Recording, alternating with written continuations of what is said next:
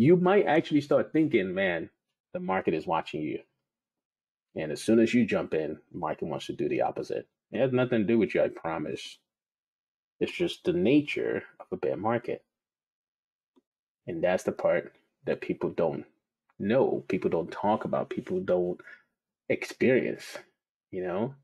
And the worst thing you can then do is try to do revenge trading. Please don't do that. One of the best things you can do is zoom out. Like I learned this when I was going through the same thing back in 2013, 2014. I remember I don't know who the guy is till today. I wish I could remember who the guy was, but it was just one of those YouTube videos I was watching one day. Actually, I'm sorry, it wasn't a YouTube video because people weren't really talking so much on YouTube at that time.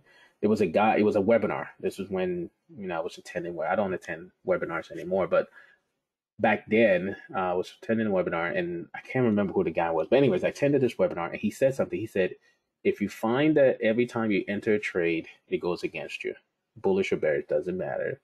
Then it said your time frame that you're trading on is too small. It said zoom out. And I think I've shared this with you before because back then when he said that, I was trading a tick chart and a 1 minute chart, right? And he said, zoom out. He said, if you trade in a 1 minute chart, zoom out to the 5 minute, you see a clearer picture. He said, if you trade in 5 minute, go to a 15 minute. If you trade in 15 minutes, if you really want to help yourself, go out to even bigger than that. If you trade in 5 minute, go to a 30 minute time frame. You see a clearer picture there. And when he said that, I was like, whoa. And he said, that's the only reason why it seemed like it's always going against you, that your time frame is too small. You haven't given yourself enough time. And so it's one thing to say, okay, yeah, I'm watching the 30 minute chart, but then you start treating it like a 5 minute, right? You trade on the 30 minute, but you're watching what's happened every 1 minute. Then you're not really trading a 30 minute chart, you're trading a 1 minute chart. Oh, but Wally, I bought on the 30 minutes. Okay, well then go away, come back 30 minutes later. But no, people will sit there and keep on watching every single minute, and then they start panicking. Oh, this 30 minute chart doesn't work. No, it works. It's just that in your head, you're still in a 1 minute time frame. Okay. So it's part of the reason why I had to tell people, please don't tell me what's going on during the day. I don't want to know what's going on in the day. Okay.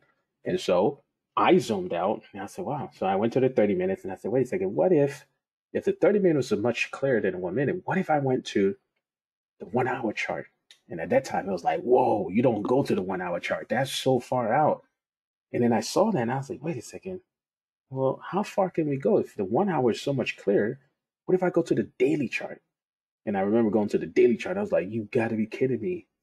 And then I was like, I started trading on the daily, but then I would trade on the daily, but I'll be watching what's happening every 5 minutes and panicking.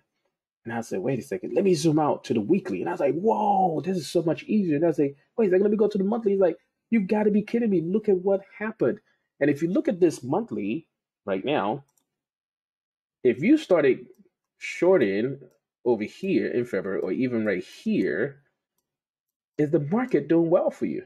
We've had lower highs, lower low, lower highs, lower low, lower highs, lower low, lower high.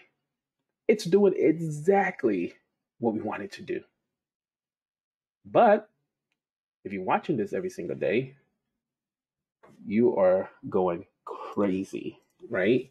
Because it's so much volatility. And you look at this on the monthly chart and say, oh, this is an easy drop. Look at this. Man, I'm making money. Nothing has to worry. And then in hindsight, people come back. It's like, yeah, I should have just started shorting. If I had just stayed with my short and never got out, look at where I would be today. And that's the challenge that we face. And that's why I said people can hand you the tools all day, every day. Right? They can hand you the tools all day, every day, but it's still the mindset that matters. So don't say you are trading a daily chart and you keep on looking at the 5 minute chart all day. You're not trading the daily chart. Don't say you're trading the weekly chart and you're watching what's happening every single day. You're not trading the weekly chart. And if you're watching it and then you start finding yourself panicking, you ask yourself, is it because you watched the weekly? And if you say, well, I can't do it, I can't wait a whole week, then you're really not. Your psyche cannot really handle a weekly time frame. And you have to be honest about that. And so I have to force myself to say, okay. And the biggest concern I had when I looked at, oh, man, weekly is so long, so much, because that was the biggest fear. So much can happen in a week that if I stay on the week, I'll lose so much by the time the weekly is telling me to do something. Talk less about the monthly. If I wait on the monthly, man, I will miss out on so much. And the only way I was able to overcome that was I say, you know what? That's just what it's going to have to be. And so if I put a trade on a monthly, I don't want to see what happens on a week to week basis. I just want to know what happens on a month to month basis. And then I came up with I teach this in my 6-week course when we have our investment tracker.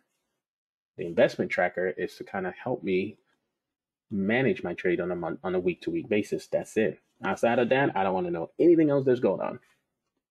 So I understand it's tough, but the reality is we're still bearish. That makes sense.